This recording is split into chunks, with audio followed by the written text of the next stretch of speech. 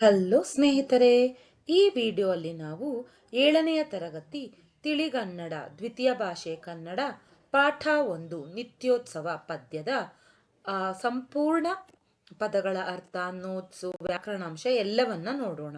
ಇದನ್ನು ಬರೆದವರು ಕವಿ KS ನಿಸಾರ್ ಅಹಮದ್. ಓಕೆನಾ? ಪದಗಳ ಅರ್ಥವನ್ನ ನೋಡೋಣ. ಅದಿರು ಅಂದ್ರೆ ಏನು? ಅದಿರು ಅಂದ್ರೆ ಗಣಿಯಿಂದ ತೆಗೆದ ಲೋಹದ ಕಚ್ಚಾ ವಸ್ತು. ಉತ್ತುಂಗ ಅಂದ್ರೆ ಎತ್ತರವಾದ ಅಥವಾ ಶ್ರೇಷ್ಠ. ಅಮೃತ ಅಂದ್ರೆ ಹಾಲು ಅಥವಾ ಪವಿತ್ರವಾದುದು. ಓಲೆ ಅಂದ್ರೆ ತಾಳೆಗರಿ ಅಥವಾ ಕಾಗದದ ಪತ್ರ. ಗತ ಅಂದ್ರೆ ಹಿಂದೆ ಆದುದು. ಗರಿಮೆ ಅಂದ್ರೆ ಹಿರಿಮೆ ಅಥವಾ ದೊಡ್ಡತನ. ತರು ಅಂದ್ರೆ ಮರ. ತೇಗ ಅಂದ್ರೆ ಸಾಗುವಾನಿ ಮರ. ತೆನೆ ಅಂದ್ರೆ ಧಾನ್ಯದ ಹೊಡೆ. ನಿರ್ಮತ್ಸರ ಅಂದ್ರೆ ದ್ವೇಷ ಇಲ್ಲದಿರುವುದು. ನಿತ್ಯೋತ್ಸವ ಅಂದ್ರೆ ನಿತ್ಯ ನಡೆಯುವ ಮಂಗಳ ಕಾರ್ಯ. ಭಿತ್ತಿ ಅಂದ್ರೆ ಗೋಡೆ. ವನ ಅಂದ್ರೆ ಕಾಡು ಅಥವಾ ಅರಣ್ಯ. ಇವೆಲ್ಲ ಪದಗಳ ಅರ್ಥ ಆಗಿರುತ್ತೆ. ಇನ್ನೂ ಇದೆ ವತ್ಸರ ಅಂದ್ರೆ ವರ್ಷ. ಶಾಸನ ಅಂದ್ರೆ ಕಲ್ಲಿನ ಮೇಲೆ ಬರೆದ ಬರಹ ಅಥವಾ ಆಜ್ಞೆ. ಶೀಲ ಅಂದ್ರೆ ನಡತೆ ಅಥವಾ ಚಾರಿತ್ರ್ಯ. ಸೀಮೆ ಅಂದ್ರೆ ನಾಡು ಅಥವಾ ಪ್ರದೇಶ. ಸದ್ವಿಕಾಸ ಅಂದ್ರೆ ಉತ್ತಮ ಬೆಳವಣಿಗೆ. ಸಿರಿ ಅಂದ್ರೆ ಸಂಪತ್ತು. ಇವೆಲ್ಲ ಪದಗಳ ಅರ್ಥ ಆಗಿರುತ್ತೆ. ನಂತರ ಪ್ರಶ್ನೋತ್ತರವನ್ನ ನೋಡೋಣ. ಜೋಗದ ಸಿರಿ ಯಾವುದು? ಜೋಗದ ಸಿರಿ ಬೆಳಕಾಗಿದೆ. ಬೆಳಕು ಜೋಗದ ಸಿರಿ. ಓಕೆ. ನೆಕ್ಸ್ಟ್, ತುಂಗಾ ನದಿ ಹೇಗೆ ಹರಿದು ಬರುತ್ತಿದೆ ಎಂದು ಕವಿ ಬಣ್ಣಿಸಿದ್ದಾರೆ. ತುಂಗಾ ನದಿಯು ತೆನೆಯ ಬಳುಕಿನಂತೆ ಹರಿದು ಬರುತ್ತಿದೆ ಎಂದು ಕವಿ ಬಣ್ಣಿಸಿದ್ದಾರೆ. ಮೂರನೇದು, ಹರಿದ್ವರ್ಣ ಕಾಡುಗಳಲ್ಲಿ ಯಾವ ವಿಧದ ಮರಗಳಿವೆ? ಹರಿದ್ವರ್ಣ ಕಾಡುಗಳಲ್ಲಿ ತೇಗ ಮತ್ತು ಗಂಧದ ಮರಗಳಿವೆ.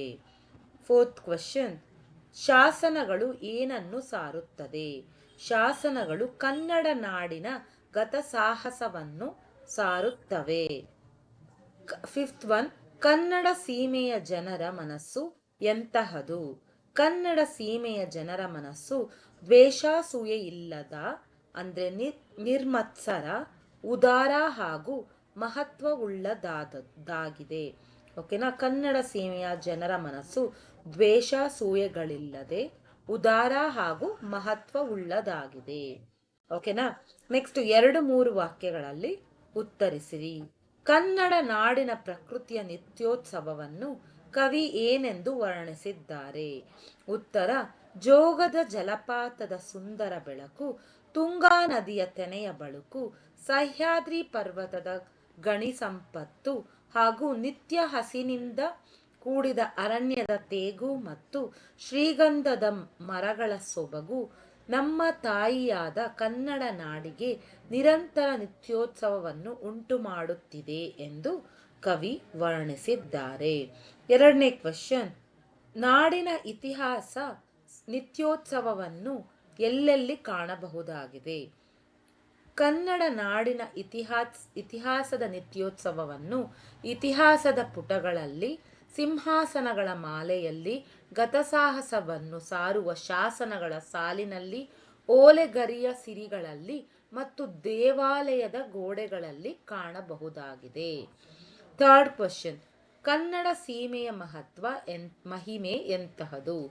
ಕನ್ನಡ ಸೀಮೆಯು ಹಿರಿಯ ಕಿರಿಯ ಎನ್ನದ, ಜಾತಿ ಕುಲಗಳ ಭೇದವೆನ್ನದ, ಉತ್ತಮ ನಡತೆ ಹಾಗೂ ಮಾತಿನಿಂದ ಲೋಕಕ್ಕೆ ಅಮೃತ ನೀಡುವ ಸೀಮೆಯಾಗಿದೆ. ಇಲ್ಲಿಯ ಜನರ ಮನಸ್ಸು ದ್ವೇಷವಿಲ್ಲದ, ವಿಶಾಲವಾದ ಹಾಗೂ ಉದಾರ ಗುಣಗಳಿಂದ ಕೂಡಿದ ಮಹಿಮೆಯಾಗಿದೆ. ಇವೆಲ್ಲ 2-3 ವಾಕ್ಯದಲ್ಲಿ ಉತ್ತರಿಸಿ. ನಂತರ ಸ್ವಂತ ವಾಕ್ಯವನ್ನು ಬಳಸಿ ಬರೆಯಿರಿ. ನಿತ್ಯೋತ್ಸವ, ನಮ್ಮ ಶಾಲೆಯಲ್ಲಿ ಪ್ರತಿದಿನ ಮಕ್ಕಳ ಪ್ರತಿಭೆಯ ನಿತ್ಯೋತ್ಸವ ನಡೆಯುತ್ತದೆ. ಉತ್ತುಂಗ, ಪರ್ವತಗಳ ಉತ್ತುಂಗದ ಶಿಖರಗಳು ನೋಡಲು ಕಣ್ಣಿಗೆ ಮುದ ನೀಡುತ್ತದೆ ಅಥವಾ ಮನೋಹರವಾಗಿದೆ. ಹಿರಿಮೆ ಕನ್ನಡ ನಾಡಿನ ಕಲೆ ಮತ್ತು ಸಂಸ್ಕೃತಿಗೆ ಜಗತ್ತಿನಾದ್ಯಂತ ದೊಡ್ಡ ಹಿರಿಮೆ ಇದೆ. ಸದ್ವಿಕಾಸ ಶಿಕ್ಷಣವು ಮಗುವಿನ ಮಾನಸಿಕ ಸದ್ವಿಕಾಸಕ್ಕೆ ನೆರವಾಗುತ್ತದೆ. ಇತಿಹಾಸ ಕನ್ನಡ ರಾಜ್ಯವು ಭವ್ಯವಾದ ಇತಿಹಾಸವನ್ನು ಹೊಂದಿದೆ. ಓಕೆನಾ, ಇವೆಲ್ಲ ಸ್ವಂತ ವಾಕ್ಯವಾಗಿರುತ್ತೆ. ಬಿಡಿಸಿ ಬರೆಯಿರಿ. ನಿತ್ಯೋತ್ಸವ, ನಿತ್ಯ ಪ್ಲಸ್ ಉತ್ಸವ, ನಿತ್ಯೋತ್ಸವ. ಮನದುದಾರ, ಮನದ ಪ್ಲಸ್ ಉದಾರ, ಮನದುದಾರ. ಲೋಹದದಿರ, ಲೋಹದ ಪ್ಲಸ್ ಅದಿರ, ಲೋಹದದಿರ. ಲೋಕಾಮೃತ, ಲೋಕ ಪ್ಲಸ್ ಅಮೃತ, ಲೋಕಾಮೃತ. ಸಿಂಹಾಸನ, ಸಿಂಹ ಪ್ಲಸ್ ಆಸನ, ಸಿಂಹಾಸನ. ನಂತರ ಕೃತಿಕಾರರ ಪರಿಚಯವನ್ನು ನೋಡೋಣ. ಇದು ಫಸ್ಟ್ ಬರಬೇಕಾಗಿತ್ತು, ಗೊತ್ತಿಲ್ಲದೆ ಲಾಸ್ಟ್ ಆಗಿದೆ. ಕವಿ ಪ್ರೊಫೆಸರ್ KS ನಿಸಾರ್ ಅಹಮದ್. ಓಕೆನಾ. ಇವರು ಸ್ಥಳ ಬೆಂಗಳೂರು ಜಿಲ್ಲೆಯ ದೇವನಹಳ್ಳಿ. ಜನನ ಫೆಬ್ರವರಿ 5, 1936. ವೃತ್ತಿ ಪ್ರೊಫೆಸರ್.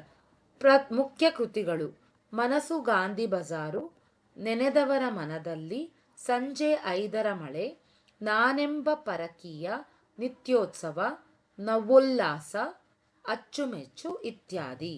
ಪ್ರಶಸ್ತಿಗಳು ಮಾಸ್ತಿ ಪ್ರಶಸ್ತಿ, ರಾಜ್ಯ ಸಾಹಿತ್ಯ ಅಕಾಡೆಮಿ ಪ್ರಶಸ್ತಿ, ನಾಡೋಜ ಪ್ರಶಸ್ತಿ, ಕೆಂಪೇಗೌಡ ಪ್ರಶಸ್ತಿ ಮುಂತಾದ ಗೌರವಗಳು ಲಭಿಸಿವೆ. ಇದು ಕವಿ ಪರಿಚಯವಾಗಿರುತ್ತೆ. ಈ ವಿಡಿಯೋ ನಿಮಗೆ ಇಷ್ಟವಾದಲ್ಲಿ ನಮ್ಮ ಚಾನಲ್ನ ಲೈಕ್ ಮಾಡಿ ಮತ್ತು ಶೇರ್ ಮಾಡಿ, ಸಬ್ಸ್ಕ್ರೈಬ್ ಮಾಡಿ. ಧನ್ಯವಾದಗಳು.